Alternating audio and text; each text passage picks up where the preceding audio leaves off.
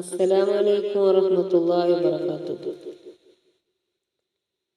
പുത്രന്മാരുടെ പരിചരണത്തിലൂടെ യാക്കൂബ് നബി അലൈഹിസ്സലാമക്ക് സ്വബോധം തിരിച്ചു കിട്ടി. അപ്പോഴും ആ പിതാവ് വിലപിച്ചു കൊണ്ടിരുന്നു. യൂസഫിനെ ചെന്നായ പിടിച്ചതിന് തെളിവായി ആടിന്റെ ചോര പുരട്ടിയ ആ ഉടുപ്പ് യാക്കൂബ് നബി അലൈഹിസ്സലാമിനെ കാണിച്ചു. ഇതു കണ്ട നിമിഷം യാക്കൂബ് നബി പൊട്ടിക്കരയാൻ തുടങ്ങി. ഒടുവിൽ അദ്ദേഹം ചിരിച്ചു തുടങ്ങി. യാക്കൂബ് നബി അലൈഹിസ്സലാം ചിരിക്കുന്നത് കണ്ട പുത്രന്മാർ അത്ഭുതത്തോടെ അദ്ദേഹത്തെ നോക്കിക്കണ്ട് വ്യസനത്തോടെ ചോദിച്ചു, പിതാവേ, അങ്ങ് ഒരേ സമയം ചിരിക്കുകയും കരയുകയും ചെയ്യുന്നു.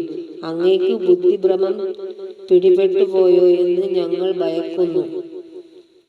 യാക്കൂബ് നബി പറഞ്ഞു, കുപ്പായത്തിൽ ചോര പുരണ്ടത് കണ്ടപ്പോൾ എനിക്ക് പെട്ടെന്ന് കരച്ചിൽ വന്നു. പിന്നീട് കുപ്പായം കീറിയ